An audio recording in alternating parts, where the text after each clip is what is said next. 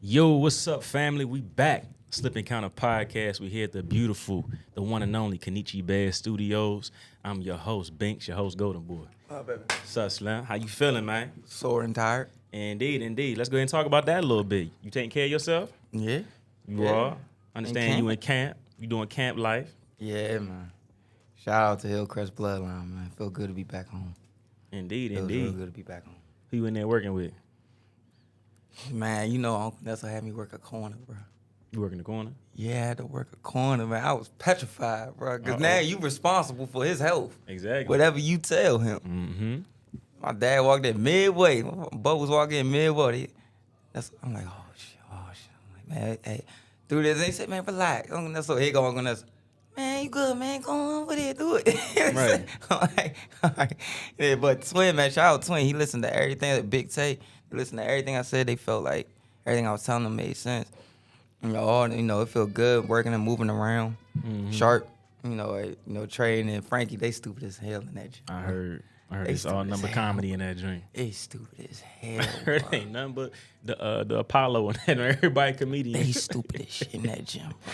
And I thought I was bad. Yeah. It is bad up in there. Big Metro working with all this stuff. So he was like, yo, yeah, Junior looking like he about to take another. I'm like, no, hell, I ain't taking a contract. Hell no, I ain't. Yeah, I'll be calling his mama. Hey. Hey. You see what Junior over here doing? We shutting all that down. Oh, man. We shutting it down, man. But hey, we got a hell of a show for y'all today, man. We got the one and only GREG Sharpshooter Outlaw coming on the show. We got I want to thank our sponsors real quick. We got El Paso Mexican Restaurant. Big Roy, man. He a big supporter of the show, of the podcast, a big supporter of boxing in the DMV area, period. I want to give a shout out to Perry Ballot and Ballot Safety, another one of our sponsors. Kenichi Bear, of course, the HYBERNATION 5 headphones. If you do not have a pair yet, make sure you go cop a pair. Check out the website or holler at us. We can get you tapped in to get some of those headphones. And then Tighten Up Barbershop. Appreciate you guys, all of you guys. We really appreciate y'all. Like I said, our guest, GREG Outlaw, coming on. He got a fight coming up July 15th. On his birthday. He fighting on his actual birthday. That's going to be a sold-out show because you got GREG headlining and you also got Short Dog headlining, right? Mm-hmm. And you also have Makai having his pro debut. Yeah, Makai's having his pro debut. Yeah, you got Pun. Big Pun coming back. Mondo. Yeah. Oh, Monzo. Monzo the Punisher is coming back. That's going to be a tough opponent. Yeah, what's his name? The dude fought that Merlin Lot and he fought that Rose Cross. Yeah, he's tough. Yeah, that's gonna be a good fight. That dude gonna get it. He ain't that sharp, which is gonna leave him susceptible for punch, going throw. But he come to get it. Right. I get that. Like he definitely rushing tough. I ain't gonna knock. For sure, 100%, man. I can't wait to see him get in there. Strong, bro. I can't wait to see. I think that might be my favorite fight of the night. Watching Monzo and Vitaly get in there. Oh my goodness. I might have to turn my head. It's gonna be explosive. And cover my ears, and I mean cover my ears, because you gonna hear boom, boom, boom, boom. Like God, damn. It's like a damn bass drum. When it was remember Drumline? He was playing the. He's like, you move your hips. I'm moving my hips, man. I can't wait for that joint. But hey, man. So we got on the world championship level, we got Regis Prograis fighting this weekend. Yeah. He's back in action. Yeah. What do you expect to see from him against his opponent? Showcase. A showcase. You think it's going to be Even if he goes to decision, it's going to be a showcase. He's going back home. If he doesn't get by the hometown bug, which I'm saying a lot of fighters, it happens to the best of them. Man, the Holyfield got clipped. But he came back and won. But I done had fighters from that home say, I love fighting at home. But I'd much rather fight away because you ain't got much to worry about. It's so much extra nerves when you fight at home. Yeah. And you fighting back in the New Orleans. I think is it Houston? Because he reps both New Orleans and Houston because of what happened years ago and him switching. And as long as he don't get bit by that, he should be fine. He should be fine. Kid can fight, but he not on Regis level in a sense. So this is basically what you would give your guy. The kid got a good record. Kid come to fight. Is all right. This is to keep you sharp for what we lining up down the line. Focus on this guy. Get rid of this guy. Don't vote. Don't do stupid stuff. Go in there and do your thing. If it come, it come. Then after this, we focus on the main thing because now we got the rounds in. Yeah. I understand that. What's up, Al? Coach Al, what's up? He said, what's up, my guys? Thanks for joining the show today. Thanks for coming into the chat. I feel what you're saying, though. I feel his frustration, too. I don't know if y'all saw the press conference where he was upset. He said, man, don't ask me about AB. Don't ask me about Ryan Garcia. Don't ask me about Josh Taylor. He said, this is my time at 140. And I don't blame him. But then at the same time, on the other hand, you know, being from the media perspective, it's like, yeah, we understand it's your time. But with as exciting as the division is right now, there's a lot that we want to see after this. But I feel him though. Don't jump the gun when he has a fight ahead of him. You know, most fighters will say that too. They'll be like, I understand that, but I'm focused on my task right now. Tap on me, lying like a mother. They like, oh, dang, after this, I got $5 million on the table, $3 million on the table. Exactly, but you know, media training and everything. That's the political thing to say. You know, I'm focused on the task I got right now. I'm not overlooking my opponent. I'm not overlooking my opponent. Yeah, but you know, Regis ain't sitting here, so we're not gonna cuss us out. So after this fight, who'd you like to see Regis fight? Any of them. Any of them. Cause he the dangerous. Okay, when you in Regis' seat. And I learned this being around Jared. I learned this being around Paul Williams. When you're around them type of guys, you learn very quickly, oh, these the avoided guys. Because let's go back to the great Paul Williams. Remember what he did? All right, I can't get a fight. I'm throwing over 1,000 punches a fight. And I'm too tall. And I got snappy pop. They don't want to fight me. All right, so who's the avoid? He acted like it was prison. Like, oh, yo, who the dude around here? It was Antonio Margarito. All right, I'll see you. And he beat him. But it's like, now you the guy that they avoid. Right. Regis is kind of in that place because he fought Josh Taylor, and that was razor thin. So when you had that, it's like, all right, they know who it is around here. Right. They know that even though it's this junkyard full of dogs, there's one dog that's in the back. That everybody know you got to peek around the corner to ask if you can come back there. Let's keep it tall. Let's keep it tall. My cousin had pit bulls like that. He had a whole bunch, like 9, 10 pit bulls, but it was one freaking pit bull that had his own cage in the back of the yard, and you couldn't go back. They couldn't even look at that cage. The dogs would even look and then like stop, and then you see them go back there like, okay, it's cool. Nobody went back there, man. I feel you on that. That's a good analogy, man. So even with horses, I dealt with horses. Same exact thing. When I had horses, you had that situation with Regis where it's like, okay, y'all know I don't want to fight. Who gonna be bold enough to sign the contract to fight me? Because y'all already know I want to see all y'all. Ryan, we already know Oscar ain't letting that happen. Adrian, if you want your career ending, you just want a big payday, all right, cool. If you want to do 2, 3 fights, you better wait for me. It's the last one. Josh Taylor, you sure you want to do that again? But I know you got heart. We could do it again, you know, because we talked about it over coffee the next morning downstairs at the hotel. Quiet as that's kept. You killing me. Then you also got, it's all right, like for real, like that's how it's going. So in my opinion, it's like if Regis like, man, all right, it's coming. That's how it's coming. You know, it's just who gonna say, all right, yeah, I want that smoke. I'll take it. I feel you. But F all of them. I don't blame them. I got a question for you. Why is Ramirez being left out the equation? Everybody says all these names, even AB, but he get left out the equation like he's some kind of bum. Bro, he's not a bum, but boy been through some wars, man. Even in the amateurs. Yeah. So when you dealing with somebody like that, you remember people forget one particular. See, everybody remember the Josh Taylor fight. Like, oh man, he took a beating that night. Another fight though that people forget. He fought my man, Maurice Hooker. I remember that joint.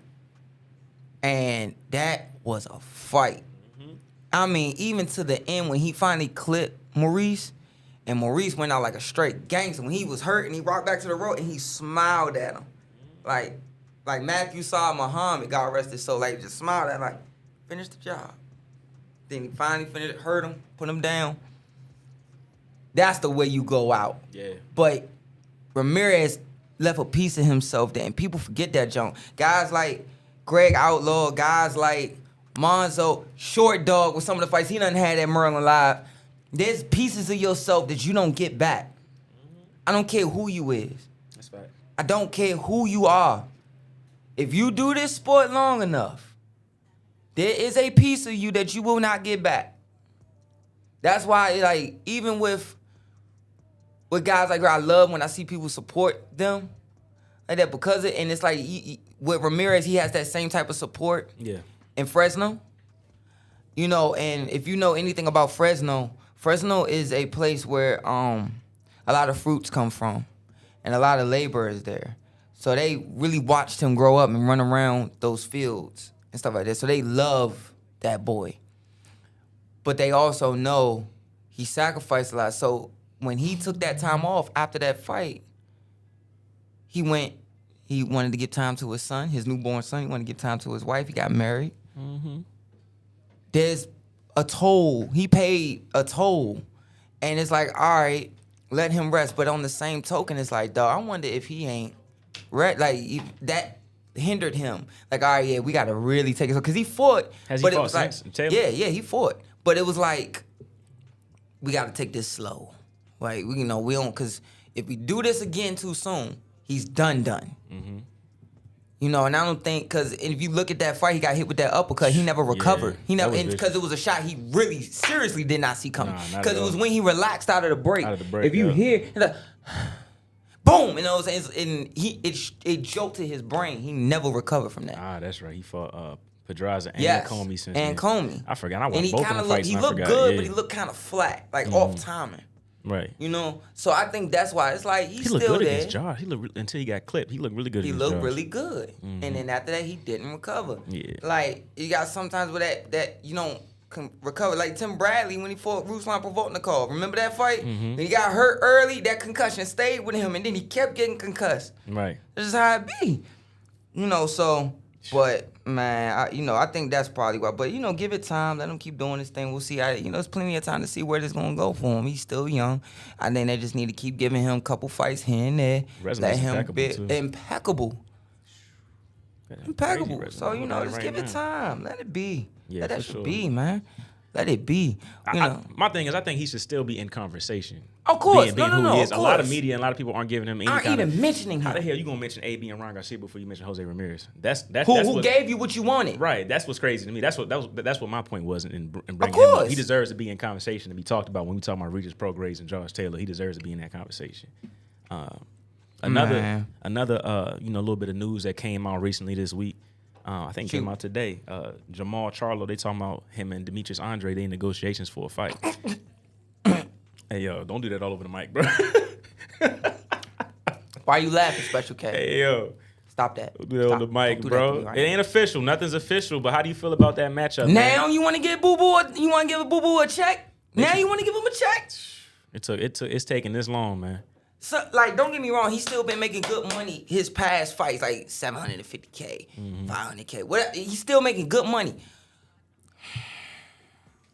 Go first, bro. No, go ahead, bro. No, please, just go first, bro. I'm begging you. Please go first, bro. Man, as much as I love this game, I fucking hate it. Yeah, that's what a lot of people say about boxing.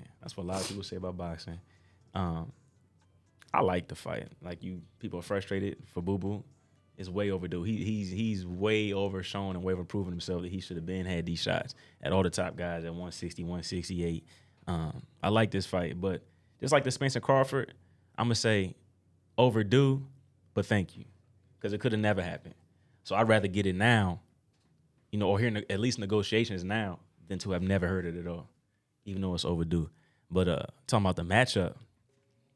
Let's just go, X's and O's. Skill set for skill set. Boo Boo and Charlo. Boo Boo. You taking Boo Boo? But the power, because Damon hit him with jolting jabs, and it kind of knocked him off balance. And he did look a little flat. So it's like, okay, he did look a little flat that night. So you wonder, that piston jab that Charlo has, what if that's, gets him just enough? Because I think Charlo and Damon have the same type of power rating, like it's stunning, but Charlo will stay more to the turn than Damon does sometimes with the shots. So if you add that extra jab, that same off-timer jab that Damon was hitting him, if you add, that sharpness on the hook, the sharpness on the 1, 2, 3, instead of how Damon would throw it and sometimes smother it, pull in. Right. Then it's like, okay, now we'll see what else adds to it. Right. But then it also goes to, are they trying to wait till this nigga get old? All right, are they trying to wait for Damon? Not Damon. I'm sorry, Boo Boo to get old. Are they waiting for him to get old? Yeah. It's still a mystery to me why folks wanted to round about Demetrius. He's a great fighter, but I don't think he's unbeatable. So why take, these long routes around him? I don't want to feel like I'm disrespecting him anyway, because he is a dangerous fighter. He's very skillful. Like I said, I feel like he could be beat. And all of those guys make great matchups for him. They could all beat each other. Yes. All of them. So it's no disrespect to any one of them. Yeah, one of them can lose at any given night. So I don't understand the roundabout way to wanting to go around them and wait and wait them out for something to get the match. I don't get it. Like I said, I'd rather get it now than never. It's gonna be interesting to see how it go. Mm-hmm. That's all I can say. But for me, this is what I always be telling guys in this area. I told it to Shooter, told it to my cousin Short Dog, told it to so many guys. Like, man, I just hope they get they just do. Because you work your whole life just to have that shot at 36 minutes. Right. Like, your whole life. So it's like for Boo Boo, who people ducked him in international competition, bro. Mm-hmm. Let's really, do you not understand how big, of course you may have walkovers locally, state. You might have regional walkover. I had a walkover. It happens. And it sometimes it's a duck. Sometimes it's, such and such happened. He couldn't fight. And it just happens. It happens. But Boo Boo was having walkovers in nationals and at international competition, like big competition. Like, dog, couldn't find him a fight. Go ask Herb, the great Herb, Robert Martin, the Olympic coach. Uncle Herb will tell you, like, oh yeah, man, he couldn't get a fight then. Mm-hmm. Him, Gary, Melina, they were all having trouble getting fights. Like, international was like, what the heck? Like, Gary, I remember Sweetie had to go up to 20, he had 19 on lock. Boo Boo had 52 on lock. And they had to go and do an invitational. I think it was against Brazil. And they had to do it like a weight class or two up just to get, because it was actually televised. Right. Crazy stuff. Like, Boo Boo was after Andre Darrell and Andre Ward, like two phenoms in the amateurs that were getting ducked. Right. In the amateurs, bro. So that's who we talking about here. I gotta check out his show too, on Showtime. Andre Ward, bro, that jump was tough. I gotta check it out. It was tough. When you got hard work watching it, it's a big deal. And hard work even said, I come down to your hard work. What you think? Man, he told the truth, man. He told the truth. Don't spoil it for me. I'm gonna have to go back and watch it. Oh, no, I'm not gonna spoil it, man. It was good. And he told a lot of stuff that only people in the fight game know. Mm-hmm. About him. Like, stuff about him that if you knew or you knew somebody that knew him, you knew, like, and it's like, oh, he gonna talk about that. Right. Oh, he kept it supposed to be talking about, he ain't giving no dams right now. Mm-hmm. But moving on with the local guys, I want to get back to that. I can't wait till Sharp gets in here. Like, because I love watching. I was so happy with his last fight because that guy could fight. Mm-hmm. That guy knew, like, he wasn't going to beat Shooter, but he was a guy that tough. He's a pro. Mm-hmm. This is a crafty, cagey pro. You're going to have to be sharp. And to find out what Shooter was dealing with, which pissed me off, because I always, fighters, my friends, my brothers, home in the city and outside the city that know me, please listen to me right now. Stop wearing Reyes gloves. Stop. I didn't even know until I saw him at the last fight and he showed me the scar. I'm like, damn, are you for real? He's like, yeah. I said, damn. Bruh, stop wearing Cleto Reyes. If you're going to wear Reyes, wear the Safe Tech. Wear the Safe Tech Reyes. But I get it. Everybody want to experiment with horse heads because it's like, oh, yeah. Like, you just can't wait. Like, because you can't. If you're a fighter and you crack and you want that hit, you like, oh, I can't wait to put some Reyes. Mm-hmm. Like, yeah, But it's only a few fighters that I know personally who wore Reyes without a problem. Right. You just heard Scooter sit right here and say he couldn't wait to put them joints on. And when he put them on, he said, man, after the next day, I ain't never felt no type of soreness like that in my hand before. And it was a short night for him. Yeah. He beat that guy in the first round? Or second It was round? it was the first round. Remember, it didn't go past 2 minutes. Yeah, that's right. They stopped. It's like it was like a minute and a half, minute and 31, something like that. Hit him with a jab, and everybody said, "Oh." The ref said. Because I remember I was on air, and I'm like, I couldn't just yell, but I had to stay calm and say, "Yo, they need to stop this because this guy's legs are gonna get him killed." Because his legs were so strong, he wouldn't fall. But man, the stuff that Shooter, the guy that we're bringing on here now, for the people that are watching that aren't his family and supporters that may not know who this guy is, he's been on here 2 other times. This will be his 3rd sit down with us.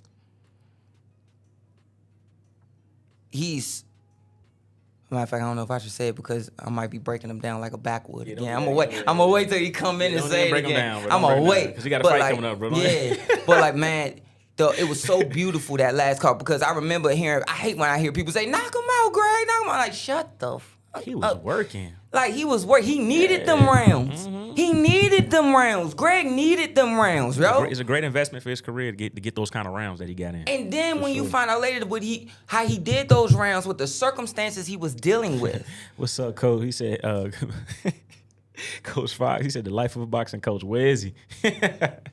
He on his way. It was like, when you find out afterwards, because he had a bloody nose, he had a serious bloody nose. And he was still, because when you have a bloody nose, so people don't know, you're not supposed to sniff and you're not supposed to blow, because your eyes will just blow up and it'll look worse than what it really is. And he looked beautiful. When you find like, oh, okay, he needed the rounds. He sustained his fundamentals. He sustained being sharp. He made minimal mistakes. He brought the fight to the guy. He took what the guy gave him, because the guy wasn't giving him a lot. Right. He took what the guy gave him. And when he did it, he stayed fundamentals, and he behaved like a fighter. He behaved like a fighter. He didn't make no silent agreements with the guy. To the point that I didn't even know he was even injured. Exactly. No one had a clue. That's commendable, man. Because sometimes you might see a guy, when you see guys do this, like they'll do like a little wiggle. That's the telltale. When they hit and they do a wiggle with their hand. Or they snatch it back and they do this with the glove, or they wiggle their hand. That's the telltale. Now looking back on it, I wonder when he did this. Like when he pulled the gloves together like that, like, okay, maybe it's something. But to stay sustained, he could have easily showed it and just been like, just kept moving in a circle. No, he stayed completely poker face. Is what you want to see from a guy who's on the verge of being in the top 15. He should, in my opinion. I'm not just saying this because I know him. I feel like should have been in the top 15. Yeah. He should have been in the top. I mean, at the least, at the top, at rank 19. Like, something. Like, come on now. Let's see. Because what is he ranked now? 29 or something like that in the USA? I'll put that joint up. Because in my opinion, man, what else can you ask from Shooter? What else can you ask from him? He's doing everything. He's doing everything. He fought guys that 23 was in the U.S. He's ranked 116 in the nation, on the world. So, and he said in the USA he's what? 23. 23. I said 29. Dang it. Close. So I'm sorry, man. Like, what else you got to prove? He has the gold. He has the NABL gold. So Right. What else do you need to prove? Because last time I checked, when you get anything that says NABO, that is supposed to signify that you're on the verge of the top 15. Yeah. I don't think he has anything to prove. I think he just has to keep doing what he's doing. Now, I think people know who he is and know what he brings to the table. But I think he's at that point now where he's about to tip that scale. And if he just keeps staying consistent and keeps moving the way he's moving, yeah, 1 or 2 more fights, he's gonna be exactly where we expect him to be. He's gonna be exactly where we expect him to be. But what I worry for, I don't, not in respect of him and, Coach Troy and all them. No, it's not them, but just mostly the game. I really worry they're trying to, we see him, but we're not gonna let them know we see him. Like, they're gonna try to, hopefully he takes too much time off, and then we call him. Good luck with that. Good luck with that. He stay active. But you get what I'm saying? Like, Yeah, I hate that. Like, I wouldn't want that. That's what I worry for, because we all know that he He come to get it. He stay good fundamentals, good sharpness. One of the biggest things I loved about him was his development and his power. Like, it's just like the Charlos in a sense. Because remember when the Charlos were coming up, even in the amateurs, especially when they turned pro, back when they had the dreads, they were beating guys unanimous decision. Mm-hmm. And then they started to sit down, turn into that pro, sitting down on shots more and more and more. And Shooter was the same way. He was outclassing guys, too fast for guys. And, here you go right here. He is. Yes, sir. Go ahead, do the intro, good sir. Here we go, guys. He's here, our guest, Greg, Sharpshooter Outlaw. What's up, man? How are you? Doing good. So, boy, look at you, man. You look great, man. How you feeling? Much better, man. Thank you for that. Oh, that's right. Black men. Yes, sir. Yes, sir. How y'all feeling? Feeling great, man. Feeling Did I great. put these on or what? Yeah, you put them on if you feel like you want to put them on. Man, we just talking about We was just man. talking about you, Okay, man. that's a good Hey, thing. Coach Troy talking trash. He said, man, Life of a boxing coach, man. Where is he? It started at 4 o'clock. I'm on time. I'm early. I was actually here early. Yeah. You know, we always try to get a half an hour of conversation before the guests come on, just to give some boxing talk. You know, the upcoming fights and stuff. Give our shout out sponsors and stuff. But You can't say 3:30 to my people because they're gonna be there at 3:30. Yeah. You gotta say at least 3:45. and they was here before They were here 3:30. before. Already You know how talking we about do the Team timer? Outlaw. Yeah. They were already starting up, bro. I'm like, Yeah. y'all know we got to talk about Regis and everything, Right. too. Y'all hold So on, he coming. shout out to Nikki Addison. She said, "Hey, it's Don. Let's go Outlaw." And then Carlene, she said, "We ready for the champ, the one and only Sharpshooter Outlaw." Let's get it. Let's do it, man. So how you been living, brother? Hey, that joke was lit. Hands I wanted up. to come out to that song one time, but I just ain't do it. I'm gonna do it though. That joke too lit. I see you representing Jay. Heck yeah, man. And I got the bracelet. I got remember the Hey, old bracelet you sold? way Got back. that? Yes, sir. Yes, go. sir. Man, table over my fault, y'all. My fault. Man, old football player, heavy and tank ass, man. Come on, man. Ah, Man, Lord. we here to talk about Greg, man. Look, you got a fight coming up July 15th. Absolutely. We understand it's Yeah. your birthday. My bro, literally Literally your birthday. Literally. You turning 30 years old, man. 30 on 30. That's a lot. That's a lot. Boom, boom, boom, man. How do you feel about that, and what's that all mean to you right now? Man, it's a beautiful thing, you know. Jetta told me about the card after my last fight. Yeah. And then I was like, you know, that's my birthday. And he didn't think that was my actual day. And then like a month or so ago, or maybe like a couple of weeks, he said, so when is your actual birthday? In July, though. I'm like, July 15th. So he's like, oh, you know what I'm saying? So, you know, it's lit. They asked me what I'm doing for my birthday. I said, I'm going to work. You know what I'm saying? So it's lit. It's a beautiful thing. I'm excited. Yeah, that's incredible, man. I want to ask you about your last performance. I haven't got a chance to talk to you since then. Just a little bit at the last fight at the Mystics Arena, but you know, how was that performance? Where do you rank that performance against the rest of your performances? So, people don't know I broke my hand in the second round. So, thank you. I don't drink regular water. I drink Crave Kangen, but it's fine. I just have it here if you want. But I don't drink this. I call this peasant water. Yeah, I don't drink I feel like you said that last time I too. know, this peasant I don't water. drink it. I always drink it either Crave Kangen. Essentia. Nah, all that's trash. Which one? Tell you. All right, so you know with me why I got to drink a lot of water. So after the show, you got to give me the look up. You got to give me the look. This trash. But Stupid, yo. yeah, I can't eat heads by me. It's not my sponsor. I can't do that. Slug, his Wait a minute, dry take my shit off humor the table. kills Yeah, I me, don't bro. want that. His dry humor kill me, Get that bro. out of here. Him and Mike, bro, I swear. Nah, that's Mike, not me. That's real. I don't want that. I be at the restaurant. They give me that. My brothers and sisters and we don't drink that. We'll push it away. Like we good. What you like to drink again? It's called Crave Kangen. It come in like a paper bottle. Nah, it come in like a plastic bag. You gotta look at my Instagram. I got He you. tagged everywhere. I got you. Only living water. You got any on you in your cars on? Nah. Dang, I was gonna say, I'll buy it off you right now, bro. I got one down in the house. I'll get you a bag.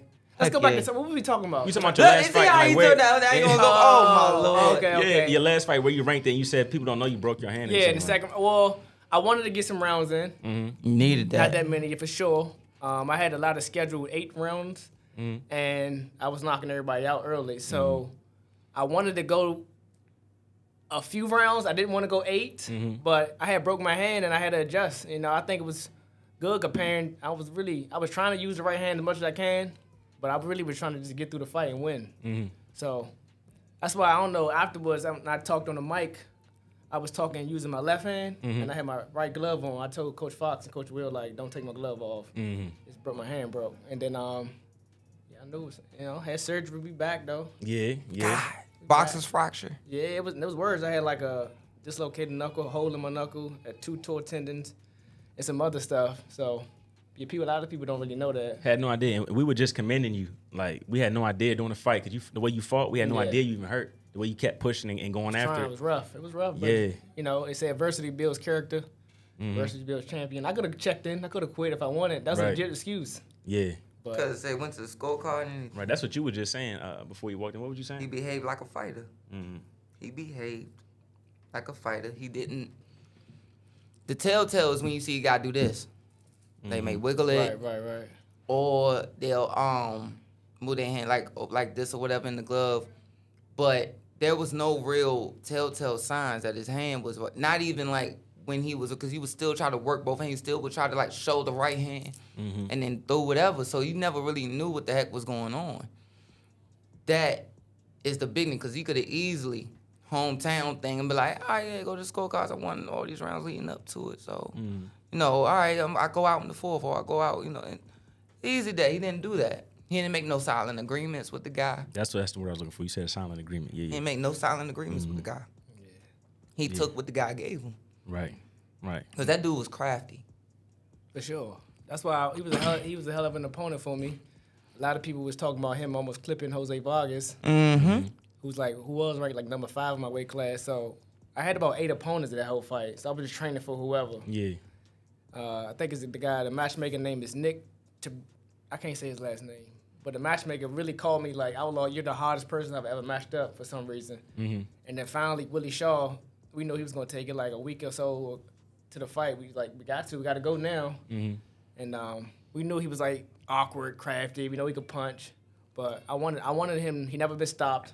Fought some of the best people in my weight class, so I was trying to stop him, but. I was trying to win the fight. I could have absolutely. Yeah, right. I feel like I heard him a few times.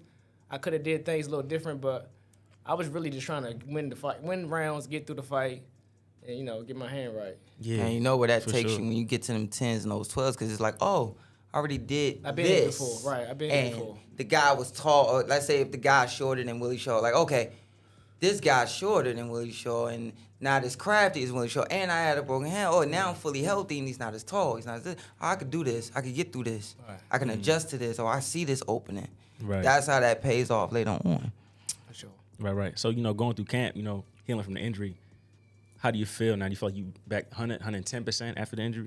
I mean, it's in the back of my mind that it happened, Actually, about 2 weeks ago, I just started using my right hand. So okay. Our motto at the gym is we train for opportunities and not events. So I'm never not in the gym. Right. But I was only doing things I could do that I could do with one hand. So I hit the bag with one hand, jab, run. I could run. You see my pace, you know how I run. We ain't gonna talk about that. How I run, I lift weight. I was lifting with one hand. Shout out to GPT. My coach was only, was trying to maintain what I could do. But then finally I got cleared, and then I sparred Demetrius Ballard. He was fought Sugar Shane Mosley over the weekend. So I was his sparring partner for like 2 weeks, and we just Coach Fox got some big gloves, 24 ounces. So we was using those. So I was kind of a little, nervous at first, but I've been using that. And I also ordered a 20 ounce. I've been training the 20 ounces rival gloves with extra padding. So I sparred today at Headbangers, and then I used like one 16 ounce. And then I use a 20 ounce, like mismatch. I got you. People think it's not on purpose. It's because I have to. I don't have to, but it's like mental. I want to make sure. Yeah. That the pattern is there. Yes. I got you. So let me ask you a question. I know a lot of fighters go through hand injuries throughout their career. Yes, Lord. What do you think was the most important thing in gaining that strength back? Like workouts, anything you did to gain that strength and get that confidence back in your right hand? Like what did I do? Or? Yeah. Like what did you do to get the strength and the confidence back in that right hand? So when I went to PT, Kaiser. I feel like it was for like people older age or non-athletes, and I'm telling them like, she's like, you might be out for almost 2 months, like saying all this time, giving me a timeline, and I said I ain't no human, I ain't regular, I ain't one of them. Like I literally told everybody that. I said I'm gonna be good. So whenever they cleared me to do something, I always would ask them, tell me the max I can do. Because don't tell me I can do. I'm gonna do it. Right. I'm good. I don't care if it's painful or not. I'm gonna do it. You know what I'm saying? So let me know. I don't want to overdo it though. Right. Right. So I was working, and then I had about 4 more PT sessions left, and then she was like, "You don't need to come here no more. You already be like strong. You've been doing." She telling me do a push up. I mean, like, who you think I mean, I was kind of getting in. So I'm like, I can do this. She's like, can you do 1 push up? I'm like, a push up? Like, The you heck? know who I am? But nah, it was good though. I was Googling exercises. I'm actually a certified personal trainer too. So I'm like, I know how to strengthen my hand, and I've been doing like, the little sand. Yeah, and the rice joint, I had to do that. I got like my brother Rich bought me like a hand device that like open and strengthens the back of it. So I'm on like level 3 with that now. I got the little, like the clamp for weights, squeezing that while I'm driving. So I'm good. Oh, you working it all the time. Man, I'm Every not chance you playing get. with this. You hear me? I ice it all day. I ice my body all the time anyway. So it just now I just got to make sure it never happens again. I'm gonna make sure I'm like recovering all the time. It's in my car, so when I'm driving, I'm using it. Right. So Exactly. knock out 2 birds with 1 stone. Yeah. So do you think you're gonna continue using the kind of gloves? You're gonna switch your gloves up when you fight night, stuff like that? I was already more did. Reyes. Already No did. more Reyes. No question. So Reyes is like a punch. If you know boxing, Reyes is a punching glove. Straight horse head. Yeah, it's really and I really was trying to hurt him. I'm like, you never been stopped. Right. Great opponent. I'm gonna show him I can punch. Right. And then backfired a sense. So I'm done with Reyes. It's a good brand. But I got some rival extra padding gloves. So that's good for my opponent because he's gonna have more padding, but I'm gonna still clip him. Because I thought he was going to wear, I was like, when I saw him come out with reds, I'm like, I thought he was going to, because Rival have a horsehair one. Like it's like a mix. They'll have it's one particular guy, I forget because you know how they have RX, whatever number. Yeah. Uh-huh. It's one particular, they got that, it's like a mix, kind of like the Adidas puncher glove, whereas it's foam and then it's a horsehair mixed in, and they got it as a sparring glove too. I was like, hey, he in reds. I thought he would if he wanted to wear a puncher glove, he was gonna keep wearing Rival like he does, and just have it be the Rival instead of the foam had the horsehair mix one. I think it was RX-900, something like that on there. Right. But so I was surprised, and then when I looked at the thumb and I didn't see Safe Tech, I'm like, oh, he trying to stop, because I knew Willie. I kept forgetting the dude's name, but I knew he was. I seen him come up. I'm like, oh yeah, this guy's not. He knows how to. He's a pro. Right, no question. Been there, done that. So I'm like, oh, he wants to stop. I knew off the rip, like, oh, he trying to stop him. He wants to be the first to stop him. Right. But I was like, oh shit. Right, and my girl was sitting right there. Remember, Suge was right there. She was like, "What's wrong?" I said, "He got reds, bro." And she said, "Why you say that? What's the difference?" I said, "I don't want to say it. Let's just see how this goes first." And then now I'm finding out everything else. Yeah, but you said it. I was scared. I was nervous as a mug, man. Yeah. So your next opponent, a guy named Juan Angulo. I have never seen him fight. Have you know anything about him? Y'all been studying him or? Yeah, a little bit. He's a Mexican style fighter, so you might bring pressure. I can box. I can fight. Yeah. I spotted some of the best people. I ain't worried. I'm a show. You don't belong in the ring with me. For sure. Yeah. Yeah, for sure. And then we looked at your rank here. You close, man, to cracking the top 15. We almost there. We getting there. Almost there, one man. foot at a time. We had everybody neck. We almost there. You hear me? We working. So it's a beautiful thing. Like each fight I have, I try to make sure I sell so many tickets that the opponents. I mean, the opponents that the promoter send me sometimes is not who I want to fight. Like when I say that, I mean like lopsided opponents like 5 and 2. I don't want no because my fans supporters pay a lot of money to see me, and they show up. You hear me? They show up and we show out. So I don't want to just be if I'm clipping them, it's because they know I can fight and it's like somebody worthy. But I'm not about to just be fighting straight trash cans and I ain't gonna prepare me. That's me. I don't know about other fighters. That's how I don't want to be fighting straight ducks and then when it's time for that big level, I'm surprised. I'm shocked. You know How many times I done said that on the I don't show? know what to do there. That's commendable. How many times I done said that on the show? Yeah. He Oh doing it my the right God. way. Yeah, I ain't trying. I don't. Coming up the right way. Ain't nobody with them. I don't know what everybody else doing. Just not me. Yeah. Teach his own. Right. And you got the NABA gold, right? Yes. Still got that title? Yes. Is that up for grabs? No, it's not. So we fighting this fight at 147. Okay. I thought I was gonna have to put the belt up. I'm whenever they ready. Yeah. Whenever I have to, I'll do it. I guess, and we're gonna just make it happen. Indeed, man. Yeah. Indeed. Yeah. I like the attitude though. He said, man, I don't want to just fight anybody. He said, I'm fighting these top guys, great opponents, because my fans is showing out to watch me and support me. No yeah, question. Yeah. No so, question. So I want to ask you, man, because I think I know my favorite ring walk of yours. I want to ask you, what was your favorite ring walk and your reception from the fans when you came out? Let's see. I like the last one. The last one was pretty cool because Jeter had like the smoke. was But smooth. probably, I don't know if you was at the December 8th, 2018 fight. That's the day my little girlfriend, Maya, she died with cancer. So that day meant a lot to me. So Shabazz had threw that show at Bowie State, my old school. And I walked on the stage, and then I came out to Drip Too Hard. And then that was my song at the time. So it was just like a surreal moment. It was beautiful, you know what I'm saying? So that was probably my best moment. I don't really know. Bowie State was so lit because I went there. I had the first fight. I made history there. So I think that was it. I don't know though. This one will be the best one. It's my birthday. Yeah. I got So something sweet. you probably can't even say nothing. I ain't gonna ask you. You ain't gonna say nothing yet. I can say a little bit. Yeah.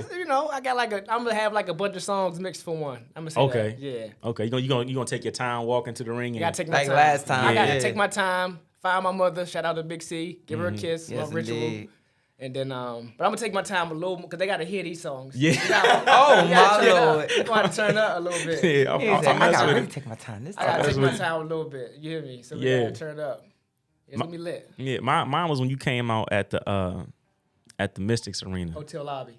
No, backyard. They came out the backyard and everybody was standing up. Everybody was singing. Yeah, I think I was everybody. gonna say that one. That moment, and then you performed that night. Right. You performed that night. So I want to ask you too. So when you coming out and you getting that reception from the fans, and you may be spotting faces out there, and everybody's like, "Yo, Greg, like, what does that do for your psyche before you get in the ring?"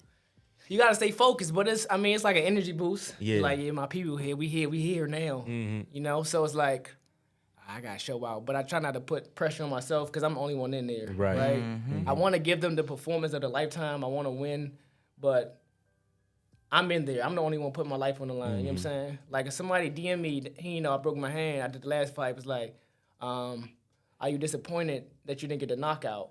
And I'm like, no, I won. And then he was like, do you feel pressure? I said, no, because I'm the only one in there putting my life on the line. They not, but I'm fighting for them. I appreciate everything they're doing for me and support-wise, but at the end of the day, this match, I'm trying to win. You know what I'm saying? And no pressure. And they didn't know, like, when I'm training, I don't cheat the sport. I'm putting work in. You know what I'm saying? So whatever happens, God, it's supposed to happen. Right. Not because of me. I didn't do not because of me lacking at something, Right. So nah, I don't really.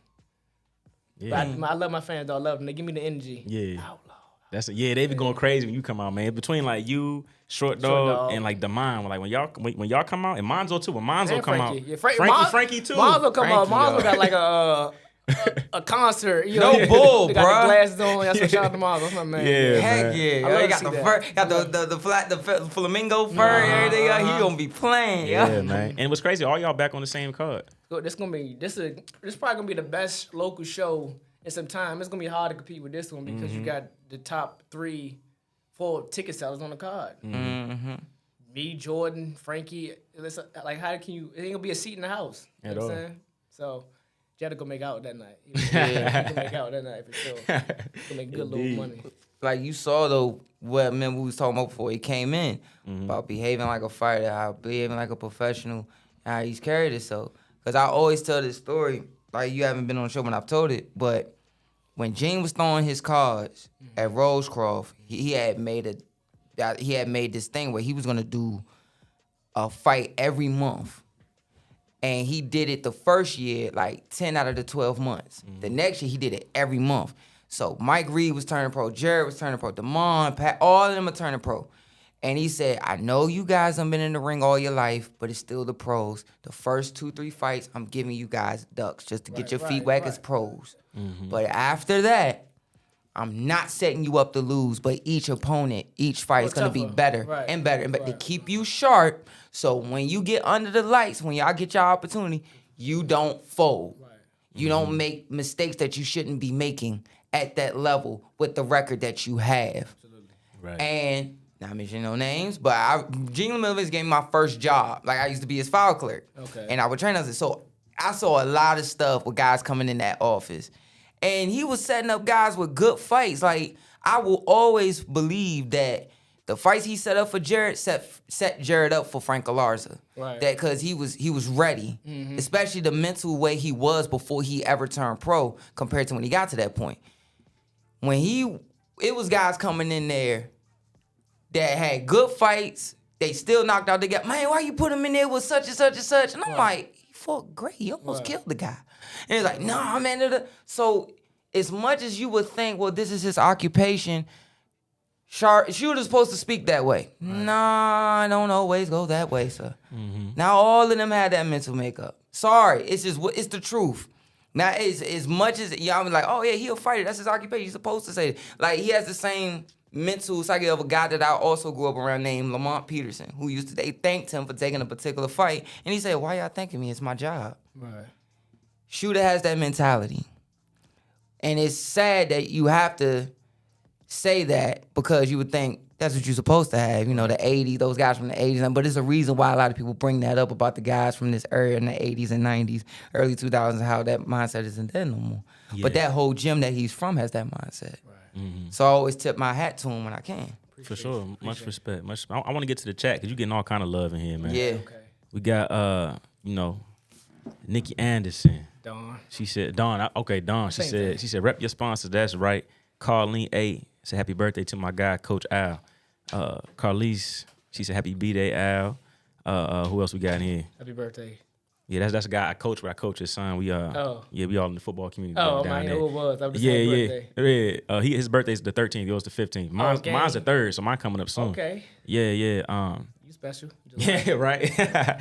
Tina Tillery, she said, love you, Newt. Hey, Newt. Outlaw for life. That's my Newt. You already know. Don said, Greg, you a warrior. What else we got in here? Art Heist had the the gun emoji, sharpshooter in the building. There you go. Who else we got? She said, Carly said, I'm here, Greg's other mother. Tinton Wash in the chat. Thank you for joining. Coach Fox, are you going to fight left or your righty? Both. Both. Joe. We practice on both hands. Indeed, man. So I want to ask you kind of a deep question, man, because I know you probably think about them times when you probably alone and think about your legacy and how you want to be remembered. So when it's all said and done, man, and folks say, man, Greg Outlaw, and they think about Greg Outlaw, how do you want to be remembered? What is your legacy? I was a God-fearing man. Mm-hmm. I gave the sport my all, and I did it my way. Mm-hmm. People's person. I would remain humble. Mm-hmm. That's me. I always want to be able to go anywhere around the world. When I get to the status for like mega superstar and really not have to have security if I don't need it. I want to be able to be one with any particular people. You know what I'm saying? No matter the color, but I want to be. They want to know I'm a people's person. And people's champ. No matter how much money I get, how much fame I get, you can always reach me. I want to, after my fights, I be trying to take pictures with everybody. I don't want to, I be trying to comment on every step. If I don't see it, I don't see it. But like sometimes I don't see something, then my mama send it to me. Then I'm like, thank you. Like actually, I'm glad she do that because these people support me and they might gotta leave. Sometimes I come on so late that they gotta leave, but I want to make sure I show them love because I really do appreciate the support. It's unreal, you know what I'm saying? So any event I could try to talk to, help. I teach at a gym for Parkinson's disease, older people. People don't know that, but like, I didn't know that. Nah, I don't really talk about it. I just, I'm blessed. I am who I am. You know what I'm saying? So, like they come to the fight. They got like $1,000 worth of tickets. Wow. They probably the youngest person maybe in their baby 50s. Are you serious? Oh, way up to 80. Yeah, and they come to the fight. They come to the hanging fight. out late. You hear me? Yeah, the 80-year-old is like we call her queen. That's my wife. That's like my little wife. So she gonna be there. She came to the last fight, but she came at 6. Yeah. 6 p.m. She didn't know. She didn't know how late it was gonna be. She left. Yeah. But like I said, I told them like, man, sleep all day because they like to sleep. So I said, sleep all day and pull up at night, But that's me. That's who I am. You know what I'm saying? I'm one with the people. That's impressive, man. I like that. The people's chant. I didn't know you coached that or taught. You said you teach, right? Yeah, coach. I'm a boxing coach at coach. It's called Rock Steady. It's like a Parkinson's disease foundation for people with Parkinson's. So everybody in there just different levels of I guess different stages of Parkinson's disease. Some people one person had it for like 30 years. Wow. You know what I'm saying? But boxing, working out in general, but especially boxing helps them a lot in their disease. It slows it down.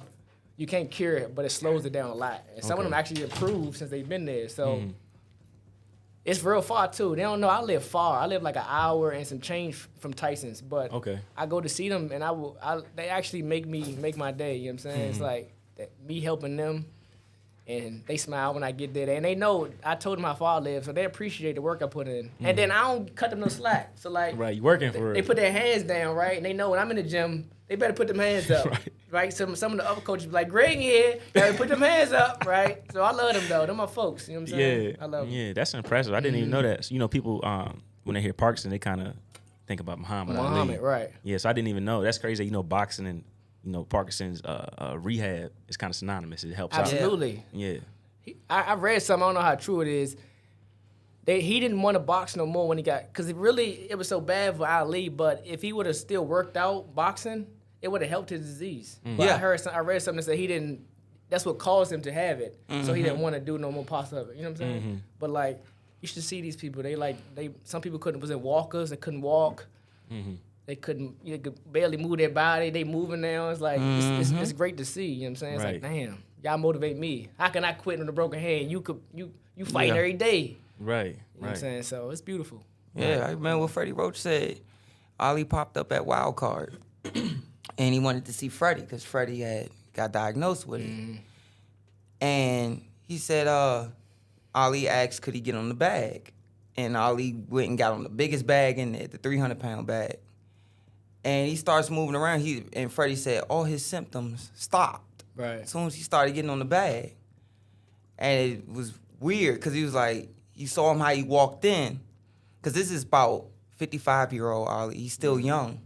But you start to see, like, hey, everything is stopping. And so you always wonder, but you understand why he didn't want to do it no more, because it's like, I did this all my daggone life, Right. You're also telling me maybe this could have caused it. I'm ready to call it, man. I'm ready to call it. That makes sense. Yeah, indeed. My coach, Coach Al, he said, Greg, we need you to come down and talk to my football team. Anytime. Reach out to me, DM me, or I'm DM me, then I'm sending it to my manager, and then we go talk. I talk to them. I like to do that, talk to kids. I just spoke to Dunbar High School Wednesday and last Wednesday. And they some rough kids, but they need guys. A lot of them don't have a guidance, no love. You know what I'm saying? So, and the boxing is a great outlet from anybody. People think it's just barbaric and it's just fighting, but no, it's a science. Discipline is a science to it. The best workout, the best shape you can get in.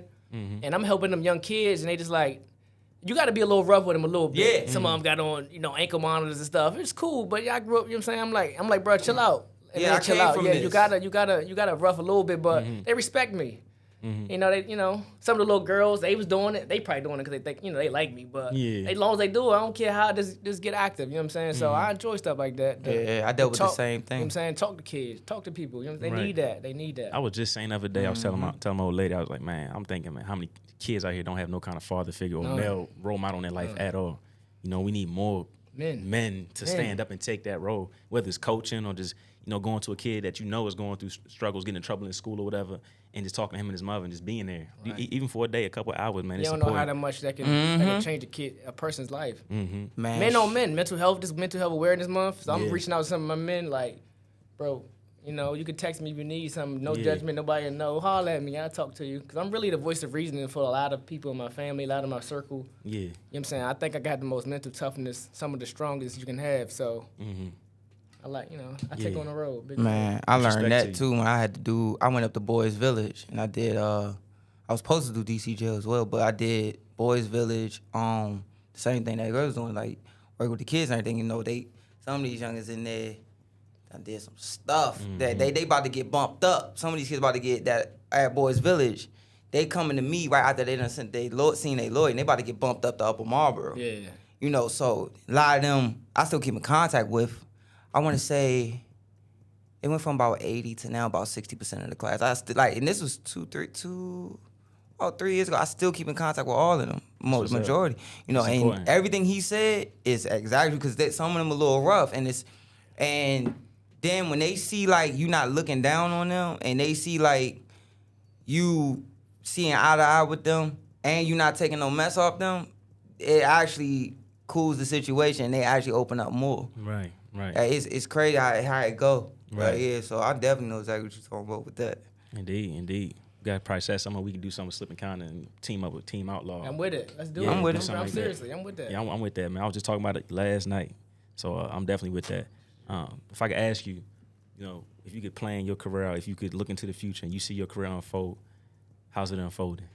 You asked him that last time. I remember. Unified champion, but honestly, I want to make more. I want to be the best, right? But I want to make more money outside the ring than in the ring, right? I want to be filthy, wealthy, rich. Well, I want wealth, not rich. I want to be wealthy, not rich, actually. And then and have investments, create generational wealth, break generational curses, and help people, help everybody. You know what I'm saying? Help our people. We need help. We lost. And if I could, I want to be able to lead a game when I want to. Exactly. I want to be like Floyd. Honestly, he's making millions and fighting YouTube. John got that's me. Yeah, that's me. You hear me? That's me. He's a genius. He's a genius. Let me fight some of them. They smart. That's how I want to be recognized like that. So if I want to retire with all my faculties in order and I'm still train and I get a Jake Paul or John Gotti or some of these KSIs that I don't even know YouTubers, but whoever. Exactly. I don't even know these I want to fight them. You hear me? Let me get 11 million for a round. Floyd, a round. He getting a round. He know what he knocking doing. him out. He's brilliant. He's the best to ever do it. You can't. It's hard to debate that. Yeah. Man, you crazy. You think I ain't trying to do that? For sure. Look, same question, different answer. I rock with it. It's crazy. I rock with it, I'm trying to man. do that. He doing exactly what he's supposed to do. People hating on that man. He doing exactly what he's supposed to do. And you know what's crazy about it? It's like he's not doing it. I always say with boxing, it's the same old chicken, different seasoning with the fight game. Like the stuff that he's doing. That stuff used to happen in the 20s, 30s, 40s, 50s, 60s. Guys did exhibition. Chuck Wepner. I don't know, like some of y'all may not know who Chuck Wepner is, but he's the guy who inspired Sylvester Stallone, who was sitting in the crowd when he fought Ali, and he wound up writing Rocky and whatever. And then parts of Rocky was based on Joe Frazier, whatever. But Chuck Wepner fought a bear. Yeah. Fought a bear, bro. And he fought a bear for it was like 78, 77. And he got 175,000. Back then in 775,000, that's close. That's like, a lot. that's a lot. Mm-hmm. So, and he fought a bear. I want to make sure I remember this right. He fought Joe Louis. He got bad about it. He owned the bar. His name was 2-Ton Tony Galento. 2-Ton Tony Galento. He was a big puncher. He was like Butterbean of back then. But you couldn't have 4 rounders. Like he was fighting real 15 rounders. But he fought an octopus. And made money off of it. Made 50K. They pay to see anything. Yeah, that has been going on forever. Willie Pep and Ray Robinson, they were retired and they did a big, huge exhibition up at Madison Square Garden. Come on, son. That stuff it's been there. It's been there, done that. It's been going on. Folks is, I don't know what it is, but folks want to hate on anything they see, man. It's always going to be hate. It's a part of the come up. And two, I'm a tail shooter like I told Fly Coach. When they both was in here that episode, Fly and his coach. So Fly is right there, his coach right here. And we was talking about Tommy Fury fighting Jake Paul, whatever, right? So he go, man, can y'all blame him for taking them fight? And I'm saying the same thing to Greg. Greg done been in there with all these different guys since a youngin' to now, in the amateurs to pro. You think he ain't gonna retire? You walk up there, hey yo, shoot. You think you want they offering you a quick 1.1 million to fight KSI. Man, shooter gonna look back. Man, I had to spar this guy. I had to fight this guy. You know what? I think I got one more left in me. I got one more left in me. Easy money. Hey, real quick, anybody in the chat, if you got any questions for Greg, go ahead and shoot your questions in the chat and we'll get those to him, man. So I want to ask you this too. A lot of people look at fighters and say, how the hell do y'all make weight? Right. Yeah, he was just asking me. How do y'all get down? What you fighting at 140, 147? This fight at 147, I think. 147. Yeah. What's your natural walk around weight? Between high 50s. High 50, so it's not that hard for you to get down. Oh, yes, it is. It's all it rough. is? Yeah, it don't matter. That's the worst week of your life. Especially for all that muscle he got. Yeah, you hear me? Shout out to GPT. Right. So I remember your Rosecroft days. He was not that tone. He got bigger, bro. Yeah. So is it a secret how you cut weight, or is that something you could share with people? Yeah, it's just basically we got a system. I used to do the old school way, the old school boxing way of don't drink and no eating. No but drinking, no when I got with Coach Fox, when we teamed up with Coach Fox, we got like this new system, and it's heavy water diet, and it's basically cutting salt. There's more to it than that, but that's like the basis around it. And it's the worst week of your life. I'm not gonna lie. Like cut week it makes or break people. Boxing really it makes you want to quit the sport. It's like my mom. Everybody know I don't like talk, and it's not like I'm probably the most evil person. But it's because I'm hungry. I can't sleep. I'm hungry, thirsty. You gotta like rinse your mouth out with water, to trick your mind, if you will. But that's the worst week of your life. No funny. And it's like, but I kind of motivate myself because like I chose to do this. Yeah. It's people in the world who actually have to live like this, which I want to one day have a big organization to help to feed homeless. You know what I'm saying? But it's people who starving every day that has no choice. You feel what I'm saying? So I'm choosing to put my body through this. So it gives me a little push. But it's rough, though. It's rough, trust me. Yeah. It ain't nothing like it. Yeah. Yeah, I like to ask that question because a lot of casuals don't know a damn thing about boxing. And they don't know what you guys actually walk around at and what you guys actually go through to make the weight for fight night. Question. Yeah. People always be like, why you not fighting 160 or something like that? And I'm like, these people are losing weight from weighing like 98. 190. So by the time they hydrate, they're going to be like 190 and I'm going to be 160. Right. Yeah, so like, they don't understand the sport, but I always break it down to people the best I can, and boxing the most disrespected sport there is anyway. 100%. Of course. 100%. So everybody can fight. Everybody then did this. Yeah, everybody fought Golden Gloves, whatever that means. Everybody done fought Golden Gloves. Hey, I knocked out this dude on 9th and U Street, son. Like, on the block, I was in that. Yeah, You'll be out of gas in 30 seconds. Hey, shout out to the professor, man, Mike Fox. Hey, You talking about Greg is very dramatic on cut week. That's true. We was talking about that yesterday. It was like 2 days ago. We had a story. Me and him fought in the same car at Bowie State. Me and him and our teammate at the time, Luther Smith.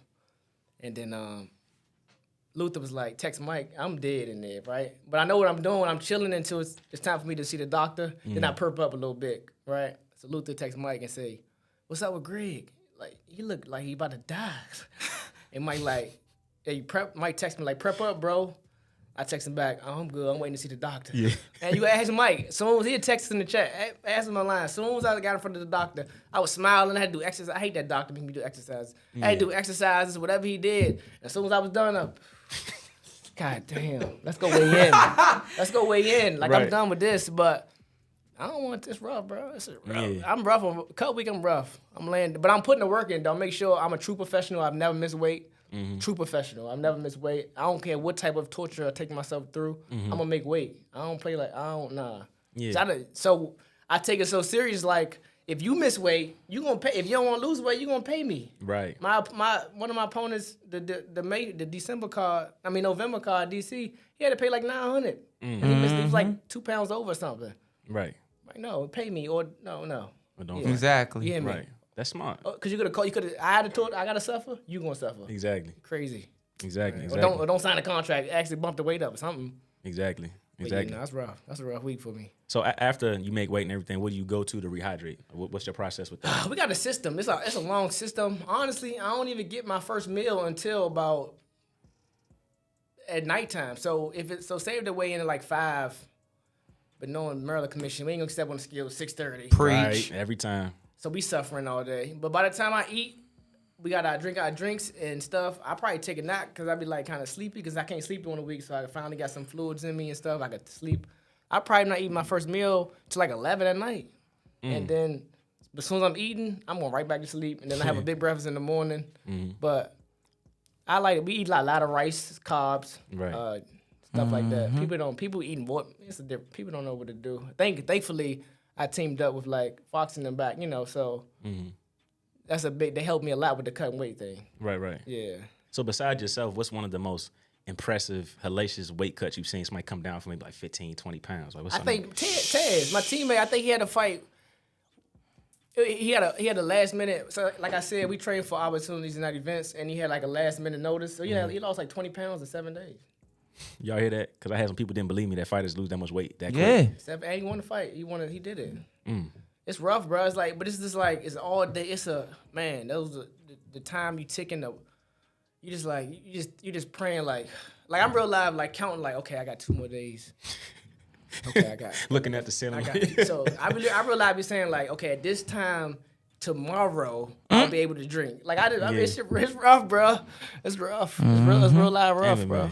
Damn it, man. Yeah, because he was asking me about it. He was like, how much he had when I was active, like how much would I cut and all this different stuff like that. And it was different for me because with my sickle cell, like I had to still take medicine, drink or something. So like I could have made 26.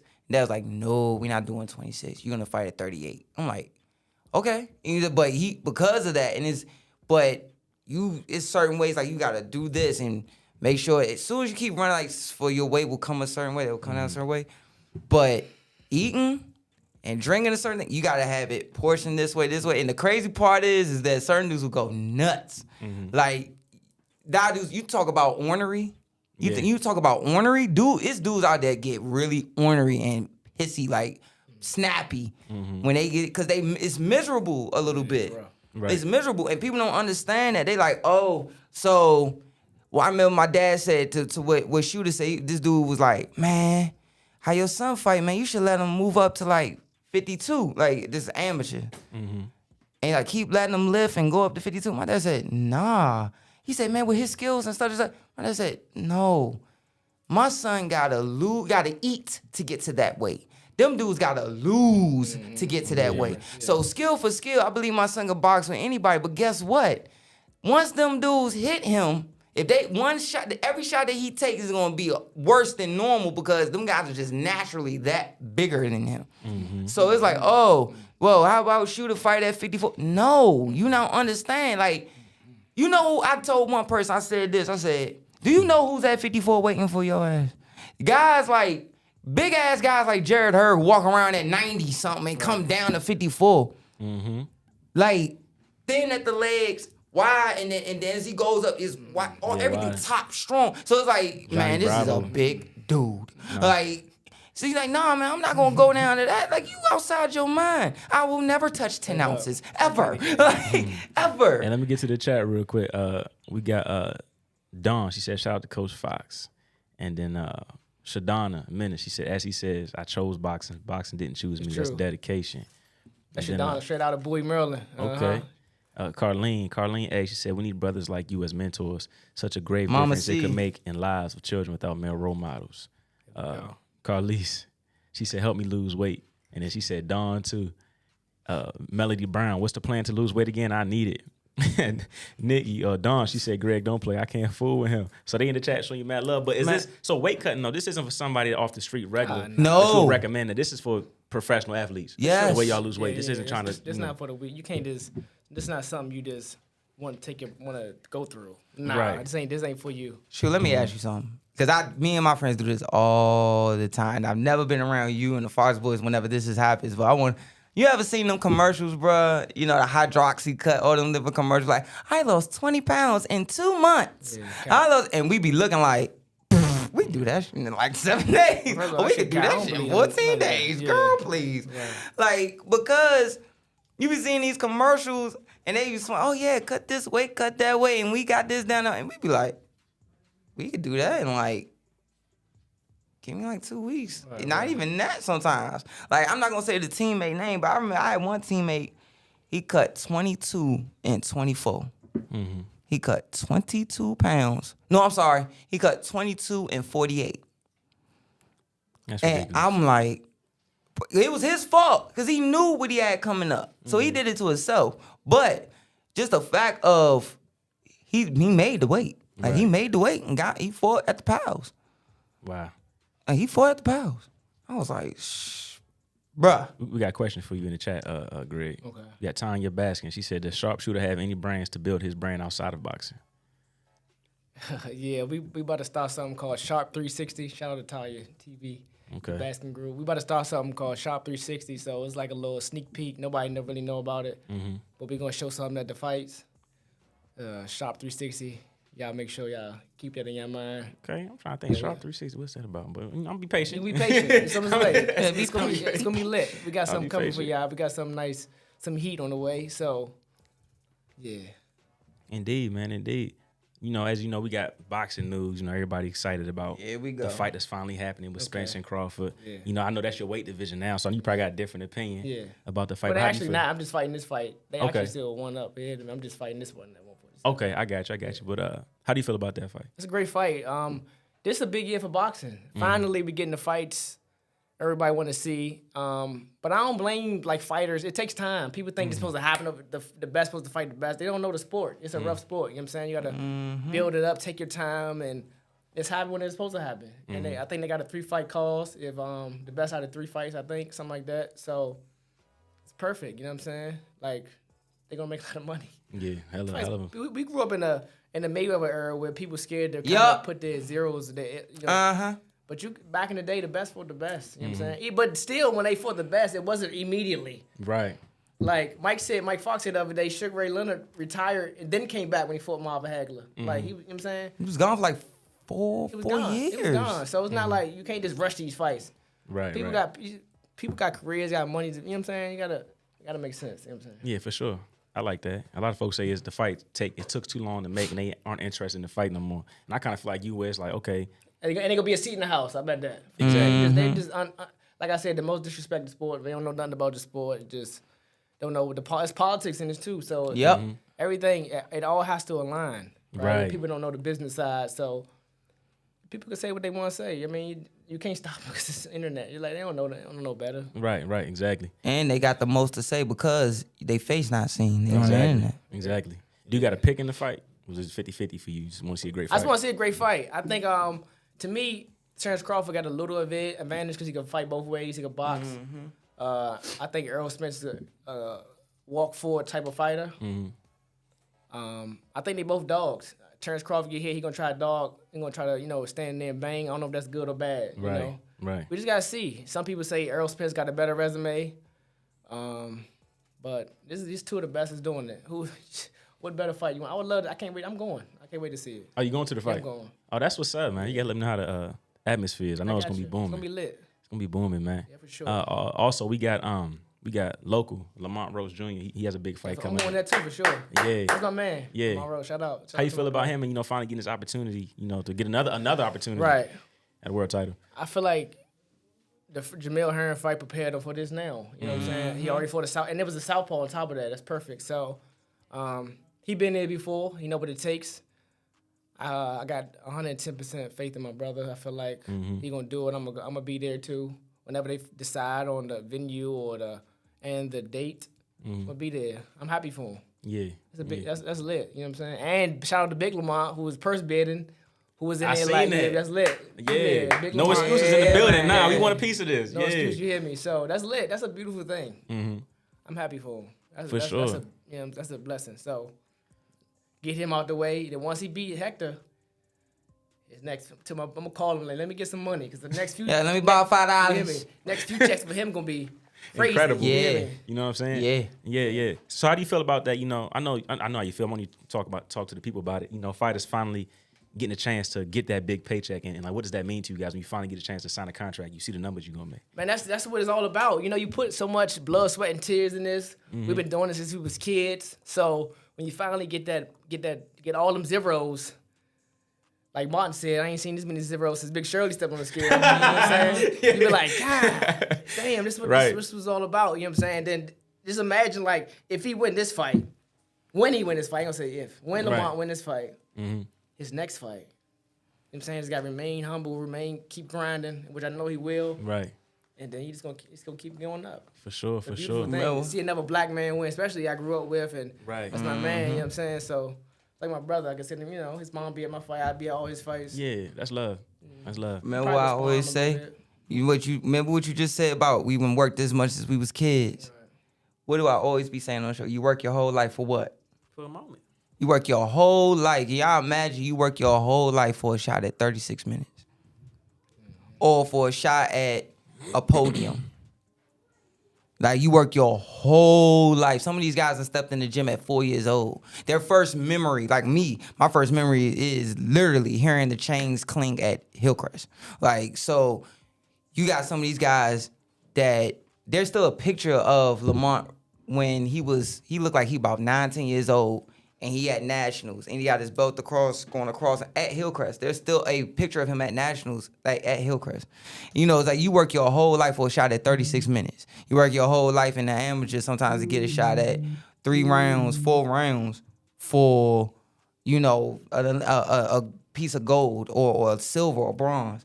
People don't get that junk. Like, and once it's over, it's over. Right. It's done. And you have a chance to maybe you work your whole life for it, and you might leave a piece of yourself there that you may never get back. Right. Hey, ask Coach, what's your man name? Coach Al. Hey, you coming to the fight, Coach Al? Tell him hit me up for some tickets. Yeah. You gotta tell him. And Matter of fact, I don't got no just- big shirt either. I was some type of way about that. What size you in? I wear medium size shirt. See, that's the thing. I ran out of mediums. What size shirt you have left? mediums I got those. larges left. I got large is fine. I got you. I got you at the fight. I bring them to the fight for Right. you. Yeah, for sure. But Don't Coach forget. Al, I told Coach I'll Al. make sure you don't I told Coach Al about the fight. We was throwing football, working on catching and stuff Wednesday night, and I told him about the fight July 15th. I told him about you. I said, Greg, we come on the show Friday. He a hell of a fighter, man. He's like the next world champion coming out of this area. I gave you a big ups to Coach Al. He said, yeah, man, I'm and I don't know if he married or not, but that's the fight you want to be at. He married. Hey, Oh, Coach, all no, right, Coach. all right, dude. Okay, never mind. I changed my mind. Look at his face. Slim the dry humor, bro. I swear to goodness. My mom bring her friends out. That's all I was for gonna real? say. Yeah, my Yeah, mom bring her friends out. they come down Everybody and came up to my friendly. job. Like I was doing that. I was working and stuff like that. And they was like, oh, hey, whatever. They all cool, so cool, Yeah. yo. They all so More like cool, my yo. aunts and stuff. Yeah, for sure. But Hey, it's so I'm cool. sure he in the chat still. But if Yeah. he's not, I'll relay that message For to sure. him. Yeah, Coach Al, he a great dude. He's always supported me and supported the podcast. And any fight I tell him to go watch, he goes and watches. He'll go on Okay, YouTube or go right, check y'all out right. and watch y'all for sure, man. But we had you in here for a little bit, man. We appreciate you coming through and show thank you, love. no thank you. You want to give your final fight promotion and your final shout outs to everybody in the chat. They've been showing you mad love, man. Okay. Thank you Heck for yeah. all of our Team Outlaw who always show up and show out. Mm-hmm. July 15th, 1993, Greg Sharpshooter Outlaw was born. July 15th, 2023, for his 30th birthday. We back. We at Live Casino main event. We want you to pull up. I'm going to show up and I'm going to show out. With It's 8 gonna be different lit. songs. With about 8 different songs. Nice little walkout.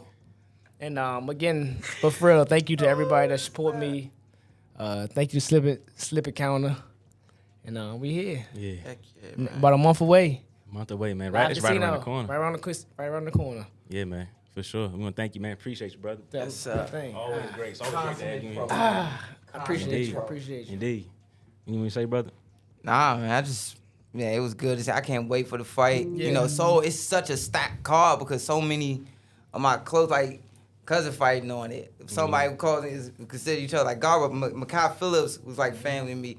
This guy like family. Yeah. All these guys, man, it's That's my man. stacked. That's my man. Short dog. All these, man, it's a stacked card. You know, but the biggest thing is, you know, with this guy that's sitting here, you know, I always show him love and everything, but I gotta buy another shirt too. Yeah, you know, but I had that heat, that drip. yeah, I need to buy Yeah. another shirt. I need one of those, matter of fact. So yeah, I got you Bet, for bet. sure. We outside. We You know, lit. for See sure. that? Swap that. But Mhm. I love hearing when he come in the show. I love hearing him talk because he got a new school flavor, but an old school mindset. Like he's straight professional, like all about the business. Mhm. Like and sometimes that's missing in this game. Right, Sure. right. Sometimes that's been missing a little bit in this game. Like a consummate pro, consummate professional. That's why I love watching him. Man. So I can't wait to watch him show out and see what other new wrinkles he got in this game. Because he showed a lot of wrinkles in this game. A lot of stuff he done added to his game in that last fight. It's gonna be spectacular. I'm telling you right now. I can't wait. I can't wait. Yeah, man. Even though I only had one hand, basically, I critique every fight. So I'm kind of glad I went through all that though, because I finally went 8. Like I know I can do it. I train so hard. I train with 12 and up, but to finally do it Under under the those lights. type of terms, nose bleeding, hand broke. Like I was like, yeah, all right. Yeah, I meant Yeah. to do this. We here. Those wrinkles was the wrinkles you want to see in a top prospect on the fringe of being a contender that to me should have been a contender already. Should have already been in the top, at least in the bottom 10 to 15 already, in my opinion. But that's neither here nor there. He's when you see that what he's already progressed as, but definitely in that last fight what he showed, that's what you want to see because you know what's going to show up when he gets to the championship rounds, when he gets to that point. Some of the questions that you had for a fighter got answered about a fighter and how he showed his last fight. Indeed. So, guys, if you guys like what you saw, today on Slipping Kind of Podcast. Make sure you guys hit that subscribe button, man. Make sure you guys give Greg Outlaw a follow on his social media handles. At Sharpshooter Outlaw. At Sharpshooter Outlaw. That's right. At Sharpshooter Outlaw. I'm sure we're going to tag it all on Instagram and YouTube and everything else. Make sure you guys give him a follow and follow his career. He's big in the sport of boxing. He's big in his community. Well respected around the area, around the nation. Thank you guys, man. Thank you guys, Slipping Kind of Podcast. I'm your host, BINK. GOLDENBOY, back at you guys this week. Appreciate you.